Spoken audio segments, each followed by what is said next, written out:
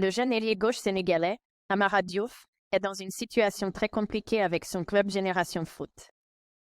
Alors qu'il vient de subir une intervention chirurgicale qui va l'éloigner des pelouses pour une grave blessure, le jeune international sénégalais se retrouve dans une grosse galère judiciaire. Au Sénégal, il est considéré comme le digne remplaçant de Sadio Mané.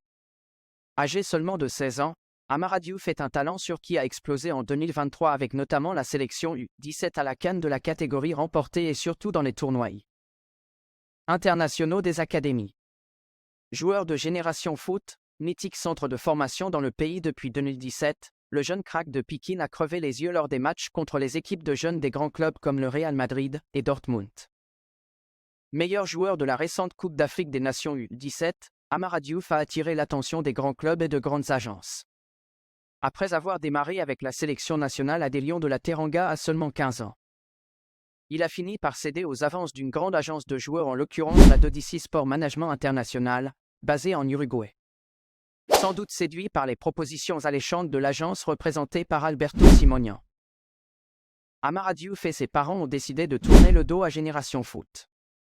D'après les informations de dsport.sn, qui révèlent la situation ubuesque autour du jeune international sénégalais, Dodici a signé un contrat de 5 ans.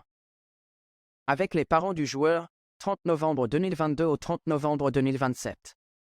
À en croire les révélations, les signatures d'Amara Diouf lui-même, de son père Serigne Hadi Diouf et de sa mère Fatou Dieng, leurs empreintes digitales sont bel et bien apposées sur le contrat proposé par l'agence uruguayenne.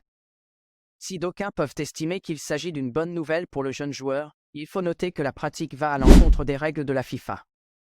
En effet, à en croire dsport.sn toujours, le document signé stipule que le mandat conféré sera exclusif et irrévocable.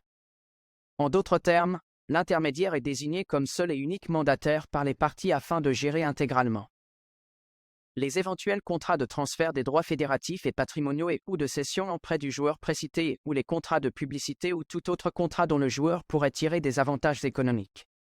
Plus loin, les parties s'engagent à ne pas accorder à un autre agent, personne physique ou morale, de procuration générale ou spéciale, des mandats ou représentations liés aux joueurs qui contreviennent à l'exclusivité de représentation conférée. Mis au courant du contrat signé par Amara Diouf, Génération Foot, qui a formé le jeune international sénégalais et qui gère depuis le début la carrière du joueur, a décidé de contre-attaquer. Voyant donc Dodici s'accaparer exclusivement de la carrière de leurs joueurs sans leur aval, le club sénégalais assigne en justice l'agence représentée par Alberto Simonian. La première chose que nous avions faite, c'est assigner en justice l'agent en question puisque le joueur est sous contrat avec nous. Depuis ses 8 ans, on l'entretient et on le met dans de bonnes conditions de performance. Et nous n'allons pas nous laisser faire parce que le garçon n'y est pour rien. De toutes les façons, on communiquera au moment venu.